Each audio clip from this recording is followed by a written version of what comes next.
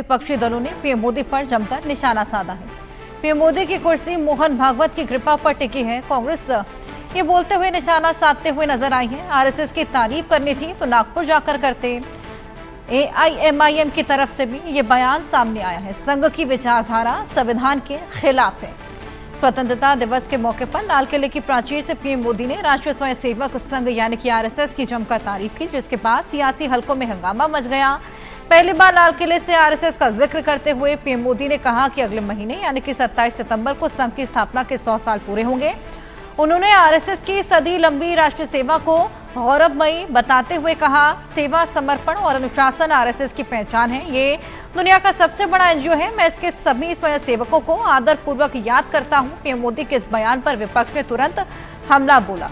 कांग्रेस महासचिव जयराम रमेश ने तंज कसते हुए कहा, मोदी की कुर्सी मोहन भागवत की कृपा पर टिकी है। लाल किले से आरएसएस की तारीफ करके उन्होंने मोहन भागवत को खुश करने की कोशिश की। एआईएमआईएम सुप्रीमो असदुद्दीन ओवैसी ने सोशल मीडिया पर लिखा, अगर मोदी को आरएसएस की तारीफ करनी थी तो नागपुर जाकर करते। संघ की विचारधारा संविधान के खिलाफ, लाल किले से इसकी तारीफ करके मोदी ने गलत परंपरा शुरू की। कांग्रेस के अन्य नेताओं ने भी आरएसएस और मोदी पर अब निशाना साधा है।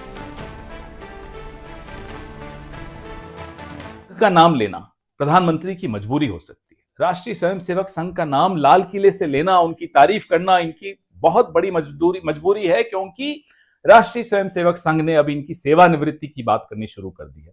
आप आपस में चाटुकारिता करते रहिए एक दूसरे की, लेकिन आप संघ का नाम लेकर लाल किले से आप सरदार पटेल का अपमान कर रहे हैं, आप बाबा साहब आंबेडकर का अपमान कर रहे हैं, आप महात्मा गांधी का अपमान कर रहे हैं, आप संविधान का अपमान कर रहे हैं, आप तिरंगे का अपमान कर रहे हैं। ये आप कैसे कर सकते हैं? इसी संविधान की शपथ लेकर आप यहां लाल किले तक पहुंचे हैं, इसी तिरंगे की वजह से आप लाल किले तक पहुंचे हैं, लेकिन नहीं, आपने इन तमाम प्रतीकों का अपमान किया। और जिसका आदर्श संघ हो वो महात्मा गांधी के खिलाफ ही होगा, उस विचारधारा के खिलाफ ही होगा, वो संविधान और तिरंगे के खिलाफ ही होगा।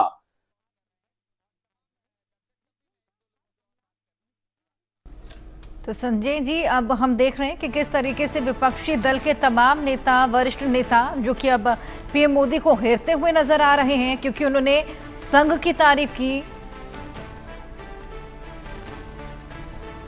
प्रधानमंत्री नरेंद्र मोदी आरएसएस के स्वयंसेवक रहे हुए हैं। इसके पहले पूर्व प्रधानमंत्री अटल बिहारी वाजपेयी, जिनकी आज पुण्यतिथि है, वो भी आरएसएस के स्वयंसेवक रहे हैं। तो आरएसएस का लंबा इतिहास रहा है देश के निर्माण में, देश के समर्पण भाव से सेवा करने में।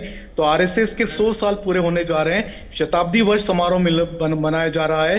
तो आरएसएस के 100 साल पूरे होने पर प्रधानमंत्री नरेंद्र मोदी ने आरएसएस का भी नाम लिया, आरएसएस के योगदान को भी सराहा, साथ ही साथ उन्होंने ज्योतिबा फुले का भी नाम लिया था, ज्योतिबा फुले का भी उल्लेख किया था। तो विपक्षी दलों को ज्योतिबा फुले का नाम नहीं दिखा, उनको आरएसएस दिखा, क्योंकि उनको राजनीति करनी थी और राजनीतिक रूप से आलोचना करनी थी। लेकिन जहां तक प्रधानमंत्री नरेंद्र मोदी की बात है, तो वो हमेशा गर्व से कहते हैं कि हाँ, वो आरएसएस के स्वयंसेवक थे, हैं और रहेंगे।